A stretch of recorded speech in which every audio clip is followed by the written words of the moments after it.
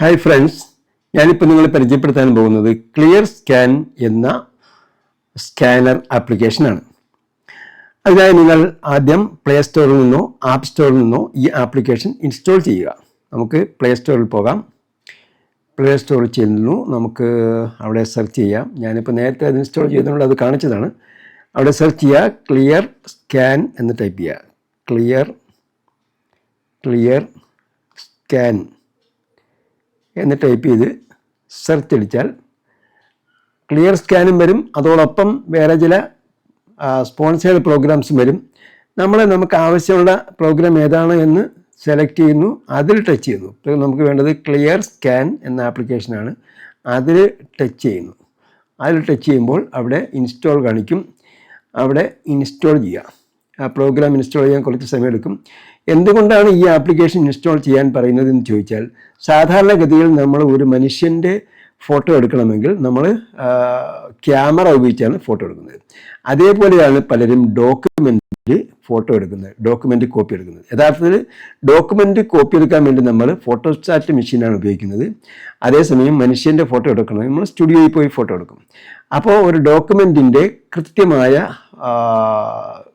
Picture നമുക്ക് വേണമെങ്കിൽ, clear ആയിട്ടുള്ള ഫോട്ടോ കോപ്പി പോലുള്ള ഒരു ഡോക്യുമെൻ്റായിട്ട് നമുക്ക് വേണമെങ്കിൽ സ്കാനർ ആപ്ലിക്കേഷനാണ് ഉപയോഗിക്കേണ്ടത്. അപ്പോൾ സ്കാനർ ആപ്ലിക്കേഷൻ, പല തരം സ്കാനർ ആപ്ലിക്കേഷൻസ് ഉണ്ട്.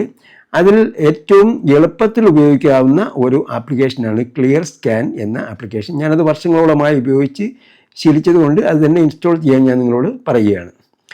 അപ്പോൾ ഇത് സ്കാനർ ഇപ്പോൾ ഇൻസ്റ്റാൾ ചെയ്ത് കഴിഞ്ഞു. ഓപ്പൺ ക്ലിക്ക് ചെയ്യുക. ഓപ്പൺ ക്ലിക്ക് ചെയ്യുമ്പോൾ ഈ ക്ലിയർ സ്കാൻ എന്ന ആപ്ലിക്കേഷൻ ഒരു സൗജന്യ ആപ്ലിക്കേഷൻ ആയതുകൊണ്ട് അതിൽ പലപ്പോഴും പരസ്യങ്ങൾ വരും. അപ്പോൾ പരസ്യങ്ങൾ വരുന്നുണ്ടോ ഇല്ലെന്ന് ഒരു അല്പനേരം നമ്മൾ നോക്കണം, വെയിറ്റ് ചെയ്യണം. ധൃതിയിൽ അവിടെ ഒന്നും നമ്മൾ ക്ലിക്ക് ചെയ്ത് തരുത്.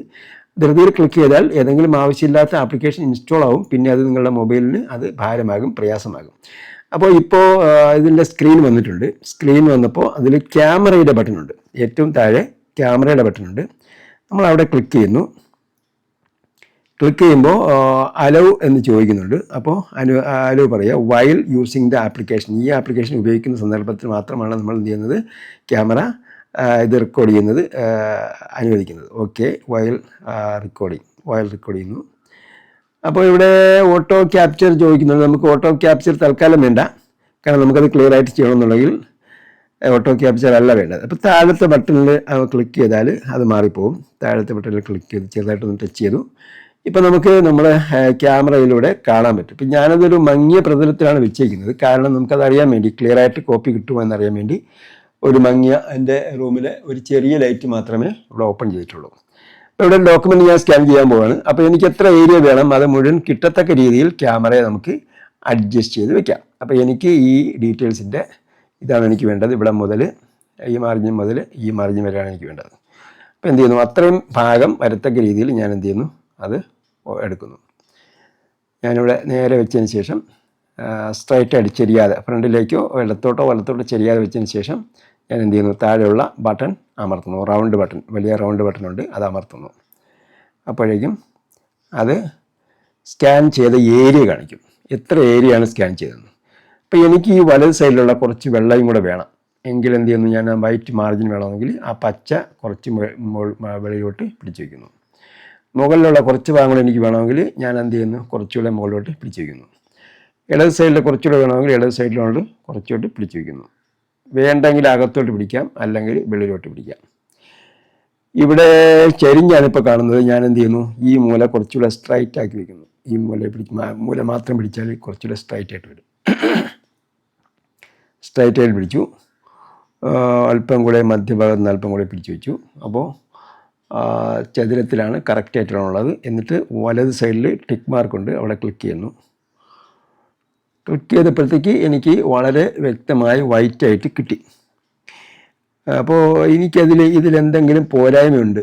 ഇവിടെ ഒരു ലൈൻ ആവശ്യമില്ലാതെ വന്നിട്ടുണ്ട്. താഴെ ഒരു ഡാർക്ക് ഭാഗം വന്നിട്ടുണ്ട്. എനിക്കത് ഭാഗം വേണ്ട. എങ്കിൽ എന്ത് ചെയ്യാം, ഇവിടെ താഴെ ബാക്ക് സ്പേസ്, ഒരു ഇടത് സൈഡിലേക്ക് ഒരു ആരോ മാർക്കുണ്ട്, അവിടെ ക്ലിക്ക് ചെയ്താൽ ബാക്കിലേക്ക് വീണ്ടും പോകും. ഇപ്പം നിങ്ങൾ പിന്നെ ക്യാമറ അവിടെ കാണിക്കണമെന്നില്ല. നിങ്ങൾ എടുത്ത സാധനം തന്നെ എന്ത് ചെയ്യാൻ പറ്റും, പ്രോസസ്സ് കഴിഞ്ഞു. ഇനി നിങ്ങൾ എന്ത് ചെയ്താൽ മതി, നിങ്ങൾക്ക് ഫോൺ മാറ്റി വെച്ചിട്ട് തന്നെ ബാക്ക് സ്പേസ് അടിക്കാം. ബാക്ക് സ്പേസ് അടിച്ചാൽ വീണ്ടും തൊട്ട് മുമ്പത്തെ അവസ്ഥയിലേക്ക് പോകും. അപ്പോൾ എന്ത് ചെയ്യുക, എനിക്ക് മധ്യഭാഗത്തു നിന്ന് കുറച്ച് മുകളിലേക്ക് പിടിച്ചു വെച്ചാൽ ആ ഡാർക്ക് ഭാഗം അങ്ങ് പോകും. വേണമെങ്കിൽ ഇടത് സൈഡിൽ കോണിപ്പ് വന്നിട്ടുണ്ടെങ്കിൽ ആ കോണിപ്പ് നമുക്ക് മാറ്റാൻ വേണ്ടി ഇടത് സൈഡിൽ കോർണർ കറക്റ്റ് ചെയ്ത് വയ്ക്കാം. എന്നിട്ട് വീണ്ടും നമ്മൾ ടിക്ക് ചെയ്യുന്നു. ടിക്ക് ചെയ്യുമ്പോൾ ഇപ്പോൾ കാണിക്കുന്നത് ഞങ്ങൾ ഇങ്ങനെ എടുത്തിട്ടുണ്ട്, നിനക്കിത് മതിയോ എന്നാണ് ചോദ്യം. അപ്പോൾ അത് പറയുന്നു നമ്മൾ ഓക്കെ എന്ന് പറഞ്ഞാൽ ശരിയാണെങ്കിൽ ഒന്നുകൂടെ ടിക്ക് ചെയ്യുക. അപ്പോൾ ഒന്നുകൂടെ ടിക്കായി. ഒന്നുകൂടെ ടിക്കായപ്പോഴത്തേക്ക് എന്തായി, ഒരു പേജ് നമ്മൾ സ്കാൻ ചെയ്ത്. ഇനി ഒരു പേജ് സ്കാൻ ചെയ്തിട്ട് ഷെയർ ചെയ്യണമെന്നുണ്ടെങ്കിൽ ഇവിടെ ഷെയർ ബട്ടൺ അമർത്തിയാൽ ഷെയറിലേക്ക് പോകും. എനിക്ക് ഒരു പേജ് കൂടി സ്കാൻ ചെയ്യണം എങ്കിൽ എന്ത് ചെയ്യുന്നു, അടുത്ത പേജ് എടുക്കും. ഞാൻ അടുത്ത പേജ് എടുത്തതിന് ശേഷം ഇവിടെ ക്യാമറ ബട്ടണിൽ നേരത്തെ ഒരു ആദ്യ പേജ് സ്കാൻ ചെയ്തതുപോലെ തന്നെ ക്യാമറ ബട്ടണിൽ അമർത്തുന്നു. ക്യാമറ ബട്ടണിൽ അമർത്തുമ്പോൾ അടുത്ത പേജ് ഞാൻ കൊടുത്ത പേജ് കാണിക്കും. ഞാൻ മറ്റൊരു പേജ് എടുത്തു. കുറച്ച് വലിയ പേജ് ആയതുകൊണ്ട് ഞാൻ എന്ത് ചെയ്യാണ്, എഴുന്നേറ്റ് നിന്ന് കുറച്ച് ഫോൺ ഉയരത്തിൽ വയ്ക്കുകയാണ്, എന്നാലേ ആ ഏരിയ അത്രയും കാണുള്ളൂ. അപ്പോൾ ഞാൻ ആ ഏരിയ അത്രയും കാണത്തക്ക രീതിയിൽ ഫോണ് മുന്നിലേക്കോ വലത്തോട്ടോ ചെരിയാതെ എന്ത് ചെയ്തു, ചെരിയാതെ ഫോൺ പിടിച്ചു. എന്നിട്ട് അവിടെ ക്ലിക്ക് ചെയ്യുന്നു, ക്യാമറ ബട്ടണിൽ ക്ലിക്ക് ചെയ്തു. അപ്പോൾ എന്തായി, ഏരിയ സെലക്ട് ആയത് എനിക്ക് പോരാ. ഇനി നമ്മൾ ഫോൺ മാറ്റി വെച്ചിട്ട് വേണം അഡ്ജസ്റ്റ് ചെയ്യാനുണ്ട്. അത് ഡോക്യുമെൻറ്റ് നിങ്ങൾ ഫോണിൽ എടുത്തിട്ടുണ്ട്.